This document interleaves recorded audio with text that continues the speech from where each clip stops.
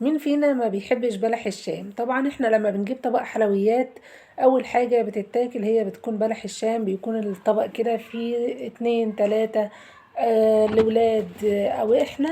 اول حاجة عنا بتروح عليها هو بلح الشام. طبعا من حلاوته طعمه حلو، وهعلمك ازاي النهاردة تعمليه بنفس الطريقة ويكون زي اللي بتجيبيه من بره كده، مقرمش وهش وخفيف ولونه الذهبي اللي انت شايفاه ده. يلا ابدأوا معايا الفيديو كده ونشوف الطريقة بتتعمل ازاي. قبل ما نبدأ بس حطوا لايك، اعملوا اشتراك معايا ومتابعة على الصفحة، ونبدأ على بركة الله.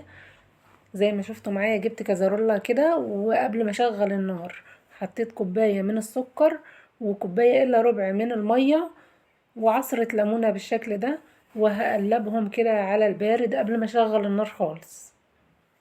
انا مش هشغل النار، وهقلب كده نص تقليب، يعني احاول ان انا ادوب اكبر قدر من السكر قبل ما ارفعه على النار. حاولي بقى وانت بتقلبي السكر ان ما تجيبيش السكر على الجناب عشان ما يسكرش معاكي وكده ايه ما يبقاش حلو، يسكر لك كده الحلويات ويخليها ناشفه. فانت كده حاولي ما تجيبيش السكر خالص على الجناب. بنضيف بقى الفانيليا في الاخر خالص، ما بنضيفهاش دلوقتي. هنقلب السكر كده بالشكل ده بالراحة، وسبته. بعد كده شغلت النار وسبته يغلي. اول ما يبدأ يغلي زي كده ههدي النار خالص واسيبه 5 دقايق بالظبط. 5 دقايق يغلي على النار كده. وبعد ما خلاص غلى وخد 5 دقايق غليان، ضفت له الفانيليا قبل ما اطفي على طول، وفضيته كده في طبق علشان يبقى جاهز لما نيجي نعمل لما نطلع بلح الشام على طول فيه. كده المفروض ان انا كنت هضيف معلقة صغيرة من الشاي، معلقة الشاي كده سكر. لا، انا هعمل بقى في الكزرولة اللي انا عملت فيها دي هي كلها عسل اهي، ومش هضيف سكر. المفروض بقى كده نجهز برضو كده البيضتين، مش هنضيفهم دلوقتي، فبنجهزهم بس دلوقتي الاول. دول بيضتين حجمهم مش كبار قوي، وسط. ضفت لهم ذرة فانيليا كده وهركنهم على جنب. لازم اقلبهم زي كده علشان يبقوا ايه دايبين في بعضهم احسن ما تضيفيهم كده، خصوصا ان احنا يعني هنعمل العجينة على ايدينا مش في العجان. بعد كده جبت كوباية من المية، ضفت عليها رشة ملح و8 معالق من الكبيرة، من المعلقة الكبيرة 8 معالق من الزيت. والزيت طبعا اللي هنستخدمه سواء في القلية سواء في الخلطة لازم يكون زيت ذرة، زيت يعني ايه مش زيت اللي هو ايه له ريحة. اختاري بقى زيت يكون ايه ريحته كويسة كده. حطينا الزيت والملح والمية كوباية. الدقيق 150 جرام من الدقيق، يعني مج من بتاع الشاي كده، بس ايه تدكيه كويس علشان يجي معاكي لو من غير ميزان. الزيت انا قلتلك 8 معالق عشان لو انت هتعملي من غير ميزان. برضو الدقيق يعني لازم يكون الدقيق كده مضغوط جامد في الكوباية، تمليها تكون مضغوطة كويس. دي كده هتعمل معاكي 150 جرام، انما لو معرشة كده هتعمل 100 جرام بس. خلاص كده. لو انت هتفضي الدقيق كده في الكوباية هتفضي كوباية ونص، هتضغطيه على الاخر يبقى كده ايه كوباية واحدة. قلبت في العجينة كده على النار وعلى نار هادية. اول ما غلت المية نزلت بالدقيق ودعكتها كويس بالسباتولا كده لحد ما ضيعت منها الدقيق خالص.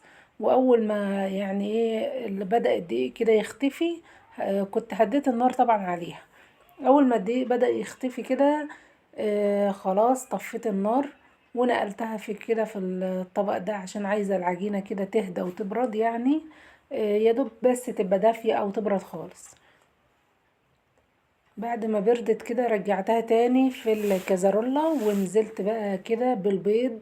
البيضتين اللي انا ربيتهم واحدة واحدة كده، يعني احط النص واستنى وبعد كده احط النص التاني لحد ما تختفي خالص. طبعا لو انت هتعملي في العجان بقى مش هتعصي ايديك ولا هتعملي اي حاجة، هو العجان هيقوم بالمهمة، بس برضه هتنزلي بالراحة بالبيض سنة سنة كده. خلاص كده لما العجينة وصلت للقوام ده وخلاص البيض اختفى تماما، بنجيب بقى القمع اللي بنشكل بيه. بتجيبي القمع اللي هو ايه مشرشط بزيادة كده علشان يديكي شكل بلح الشام. بصوا هي العجينة بتبقى جامدة شوية. لو انت عندك القمع اللي هو الكبير ممكن من غير كيس ولا حاجة، يا اما عاوز الكيس اللي هو البلاستيك، لان الكيس اللي هو ده ضعيف قوي كده في برضو في الاستخدام، يعني غلبني برضو شوية. الزيت انا قدحته، يعني حطيته على النار لحد ما سخن خالص، وهو الزيت برضو زيت ذرة. لحد ما سخن خالص طفيت عليه وسبته برد نهائي تاني، وبعد كده شكلت العجينة زي كده. بلح الشام ما بيتعملش ما بيتحطش غير في زيت بارد. وبعد كده بعد ما تحطيه شغلي بقى النار، شغلنا احنا كده خلاص النار. بهدي برضو النار، بتفضل هادية خالص. هدوء النار ده بيخليه يستوي من جوه ومن بره، ما يبقاش معجن. لو عليتي النار هتلاقيه معجن من جوه ومش هيطلع مقرمش معاكي. فانا بقولك علشان ما يرجعش يطرى معاكي وتلاقيه من جوه عجينة خالص، لازم النار تكون هادية. دي خطوة أساسية لازم تاخدي بالك منها. وبرضو ما تقلبيش غير لما تلاقيه خلع كده وبدأ لونه يغير يبيض خالص. في الحالة دي ابدأي بقى كده قلبي باستمرار، بس ما تقلبيش عشان ما تضيعيش الرسمة بتاعته غير لما يخلع كده من الزيت. طبعا هو المفروض يبقى في زيت غزير اكتر من كده، بس طبعا احنا كستات بيوت عمرنا ما هنحط بقى ايه ازازة زيت بحالها عشان اقلي ولا عشان اعمل شوية بلح الشام. فزي ما انتم شايفين كده زيكم كده حطيت شوية من الزيت وهقلب باستمرار عشان كله ياخد لون واحد. والزيت هو زي مش كتير زي ما انتم شايفين برضو كده، انما هو في الاصل البلح الشام بيتعمل في زيت غزير. فاحنا هنقلب باستمرار عشان كله ياخد نفس اللون. اللون الموحد ده هيطلع من التقليب المستمر. بس بعد ايه بعد ما لونه يغير ويبيض وتلاقيه خلع كده وحجمه تضاعف، بعد ما ياخد اللون الذهبي هطلعه على طول على الشربات اللي هو البارد. احنا عاملين الشربات في الاول علشان يبقى بارد على ما نيجي ايه نقلي بلح الشاي. فهو دلوقتي الشربات بارد بيطلع من الزيت سخن على الشربات البارد، هيفضل معاكي مقرمش لحد ما تخلصيه.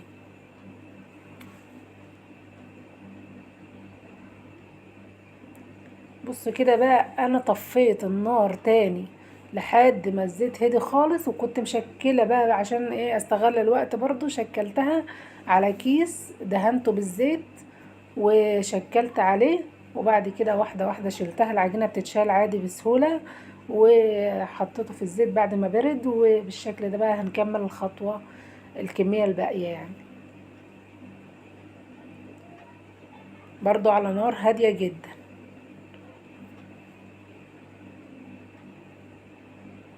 تابعوا بقى كده وشوفوا اول ما لونه يبيض ويغير هتلاقوني هبدأ كده ان انا ايه اقلب. انا مش هقلب غير لما لونه يبيض.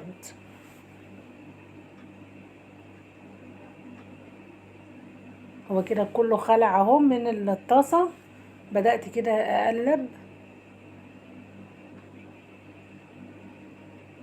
بحرك الطاسة برضو كده علشان الزيت طبعا قل شوية. والتقليب بقى كده المستمر، نبدأ كده نقلب تقليب مستمر عشان نوصل للون الذهبي اللي انتوا شايفينه ده.